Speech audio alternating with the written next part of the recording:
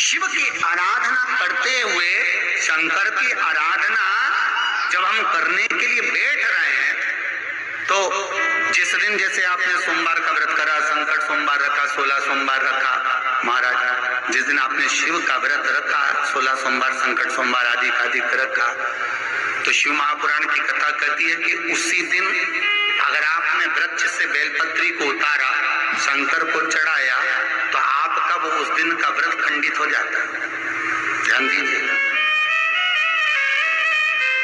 16 सोमवार हो, संकट सोमवार हो, शिवरात्रि हो, जितने भी भगवान शंकर की हम पूजन करते हैं या कोई विशेष उत्सव हम शंकर का कर रहे हैं, तो उस दिन बेलपत्र को नहीं उतारा जाता, बेलपत्र को एक दिन पहले उतारना चाहिए।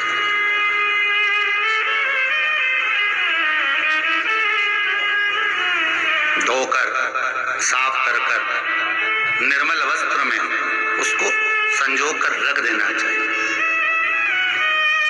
कब? एक रात्रि पहले। क्यों रखते हैं? शिव महापुराण की कथा कहती है जिस घर में बेलपत्र रखा होता है पूजन के लिए, बेलपत्र इंतजार करता है शिव के लिए महाराज, तो वो बेलपत्र शंकर को पाने के लिए कामना करता है। और जो जीव उद्यापन कर रहा है, संकट सोमवार, 16 सोमवार, पशुपति व्रत कर रहा है या शिव की आराधना कर रहा है, बेलपत्र शंकर को अति प्रिय है। तो ये बेलपत्र रात भर, क्योंकि शास्त्र कहता है, शिव महापुराण, स्कंद पुराण, लिंग पुराण, नर्मदा पुराण, पद्म पुराण, अग्नि पुराण, सारी पुराणों में एक चीज लिखी होती है कि आप भगवान का कोई भी उद्यापन करें, कोई भी व्रत करें, तो उससे पहले भगवान का कीर्तन करें। लिखा है कि नहीं लिखा? पढ़कर देखना, हर पुराण में मिल जाएगा कि रात्रि को कीर्तन करें, रात्रि को सत्संग करें, भजन करें। अब आप में से कितने लोग हैं जो रात भर कीर्तन करते हैं? एक रात्रि पहले नहीं करते ना? तो बेलपत्र जो उतार कर हम रखते हैं, वो बेलपत्र रात भर भगवान शिव की आराधना करता है कि इस नारी ने मुझे तैयार करा है शंकर को समर्पित करने के लिए। बाबा ओघरदानी से कल मैं मिलूंगी और इसकी जो मनोकामना है ना, मैं शिव पर चढ़ते सी पूरी करवा दूंगी। इसलिए बेलपत्र एक रात्रि पहले उतारा जाए। पर इतने चतुर लोग हैं, कल आज सोमवार है तो आज ही अपने घर वालों से कहेंगे आज हमारा व्रत है सोमवार का, जाओ जरा बेलपत्र लेकर आओ, जाओ जरा पूजन का ये बेलपत्र ला कर रखो। अब उसी दिन, और कितना लिखा महाराज कि बेलपत्र दोपहर के 12 बजे के बाद तोड़ा गया बेलपत्र शंकर उसको स्वीकार नहीं करता, शिव उसको नहीं ग्रहण करता। कितनी बजे?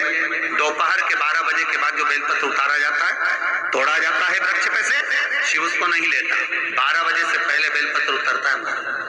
तुलसी का दल आप कभी भी उतार सकते हो शाम से पहले, पर बेलपत्र का नियम है 12 बजे से पहले उतर जाना चाहिए। अब कई माताएं कहती हैं हमने तो व्रत करा, हमारा तो काम ही नहीं हो रहा, हमने तो करा, हमारा काम ही, तो उसका कारण है तुम जरूर गड़बड़ करिए, कुछ ना कुछ कमी। आप आए नहीं और सुबह हो गई, मेरी पूजा की थाली धरी की धरी रह गई, क्यों नहीं आए? पूछते बाबा से, तो बाबा बताता है ऐसा काम करा, गलती हम करें। तो उल्टा बेलपत्र समझ लेना, बहुत अच्छे से समझिएगा।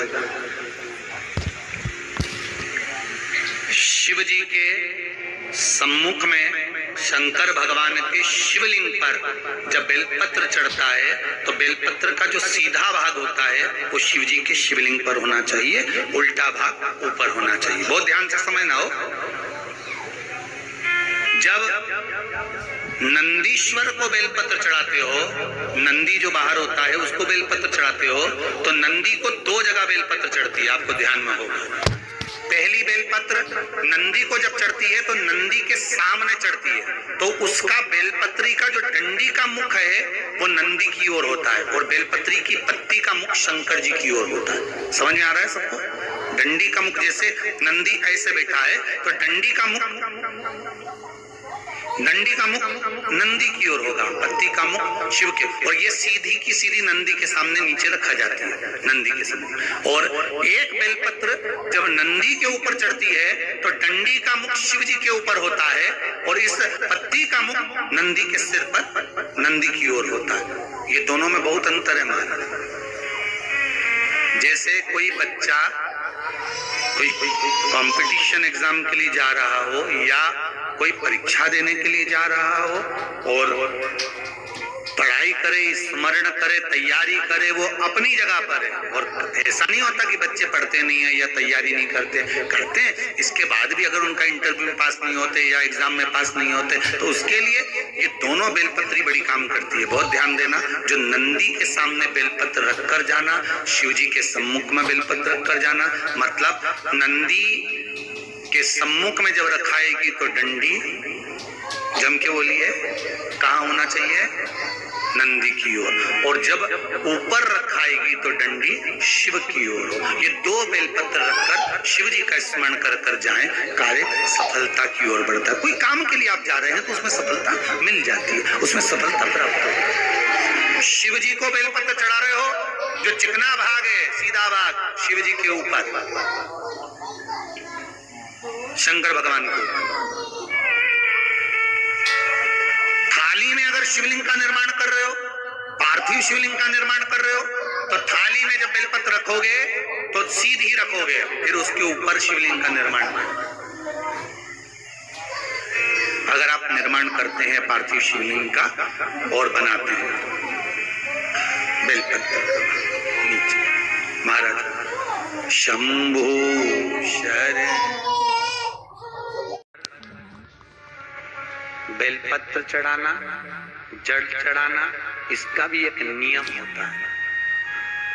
शंकर जी पे शिवलिंग पर जल कहाँ चढ़ाया जाता है? सबसे पहला जल अगर शंकर जी को चढ़ाने जा रहे हो तो शंकर जी के जो चरण है, जहां से पानी नीचे गिरता है, उसके सीधे वहां जल चढ़ाओ। फिर जहां लेफ्ट भागे वहां जल चढ़ाओ। जहां शंकर भगवान का शिवलिंग रखा हुआ है, तीसरे नंबर का जल वहां चढ़ाना चाहिए। चौथे नंबर का जल भगवान शंकर के शिवलिंग पर चढ़ाना चाहिए। पांचवें नंबर का जल ऊपर अगर जलाधारी लगी हो तो उसमें चढ़ाओ। नी हो जलाधारी तो भगवान शंकर का जहां नंदी बैठा है, नंदी का एक पांव ऊंचा रहता है, उस पांव के पास में जल चढ़ाना चाहिए। पांव जल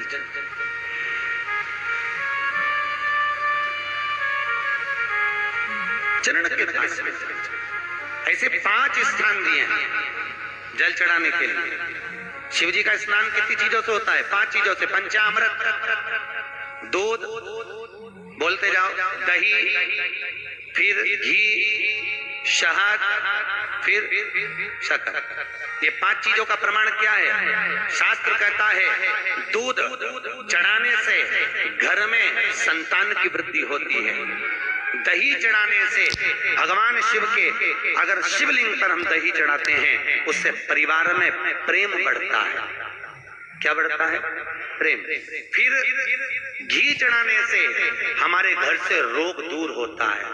शहद चढ़ाने से, भगवान शंकर पर जो शहद चढ़ाया जाता है, वो चढ़ाने से घर में संपदा की वृद्धि होती है। और 5वें नंबर पर भगवान को शक्कर, खांड जो आप जानते होगे, शक्कर आदि पिसी हुई चढ़ा देने से, शिव जी को चढ़ाने से हमारे घर के बच्चे जिद्दी नहीं होते।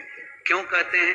जो बच्चा जिद्दपन करता हो, जो बच्चा जिद्दी रहता हो, तो क्यों कहते हैं कि अवधूतेश्वर महादेव का नाम लो और उसके हाथ में शक्कर की कटोरी देकर शंकर जी पे चढ़वा दो, बच्चा कभी जिद्दपन नहीं करता। अवधूतेश्वर महादेव का नाम लेकर सोमवार की अष्टमी के दिन चढ़ाया जाता है। सोमवार की अष्टमी अवधूतेश्वर का नाम लेकर। क्यों कहते हैं? जो बच्चा बार बार बीमार पड़ रहा हो, बार बार सर्दी हो रही हो, बार बार बीमार पड़ रहा हो, खांसी चल रही हो, बार बार हॉस्पिटल लेकर भागना पड़ रहा हो बच्चे को, छोटा सा अगर बच्चा है, 8 साल के अंदर बच्चा है और बीमार ज्यादा पड़ रहा है, तो आटे का दिया बनाओ, 4 बत्ती रखो, उसमें तिल्ली का तेल डालो, अवधूतेश्वर महादेव का नाम लेकर बच्चे के ऊपर से 21 बार उतारो और किसी चौराहे पर ले जाकर रख दो। जिंदगी में बच्चा कभी बीमार नहीं पड़ेगा, बच्चा स्वस्थ रहेगा। आनंद में रहे,